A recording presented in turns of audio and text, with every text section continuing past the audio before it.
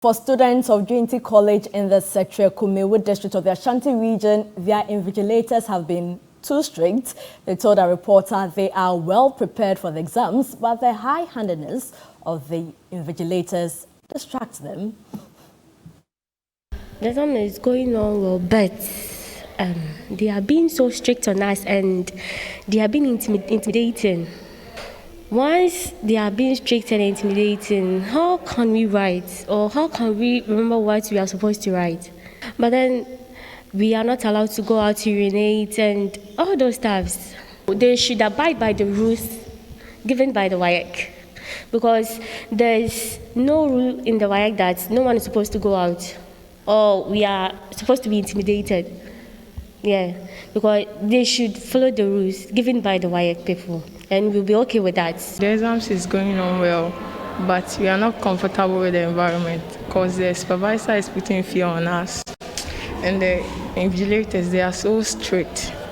Even when you want to go out, they will not allow you to go out. I don't know why, whether here is the private school or what, I don't know. I'm expecting that I'll pass well and go. Strict invigilation, Portia, this is relatively subjective, but you see, in some cases over time, some invigilators have actually been identified. Exactly, it happened last year. Aiding the process of leakage of these papers. And that's why Kofi Asare, who is Executive Director of the Africa Education, was joining us via Zoom. He's been very consistent about this particular situation. Kofi, good evening to you. Thank you for your time this evening. I mean, there are many who feel like that you should be vindicated about this development, but it is not good news for any of us that the credibility of examinations by WASSCE is being brought to question by these developments, isn't it? Certainly, it's always a source of worry, way beyond vindication, but rather a source of worry because we are still struggling with a challenge that we have to admit and surmount head on. And so immediately that challenge keeps recurring. We are still dealing with issues of whether it leaked or not. When it's obvious, then it really worries stakeholders. Admitting the enormity of a problem, not just the problem, admitting the enormity of a problem is the first step in fashioning a sustainable solution to say. But if you are cagey about the existence of an obvious challenge, it becomes challenging to actually prefer solutions to that problem. That is why it is a bit disturbing that we are having this discussion today. And it is that point that the admission of it, because WASSCE in his statement, the press conference, said that this leakage is not widespread. But this is on social media. I mean, how do you measure how widespread or otherwise something is?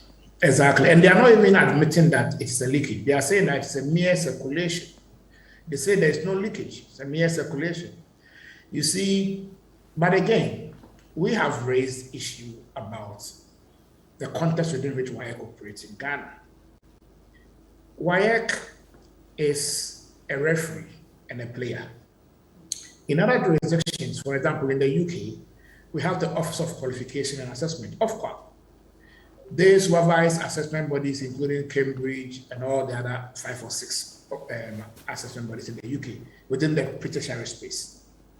So when there's any deviation from the standard set, for example, in case there's any leakage or any compromise on the system and standards, it is not up to the service provider or the assessment body, which in our case is WASSCE, to come and admit that I have erred or my systems have failed. No, it is up to the regulatory agency whose job it is to enforce standards and ensure compliance to same and sanction non-compliance. So to the extent that WASSCE appears to be operating as a monopoly, exactly. That's why they are telling me that what that's we all going to be seeing, a problem. Exactly. That's why we all are hearing WASSCE tell us that the leakage that we have seen and presented evidence to the CID Director General today, over 5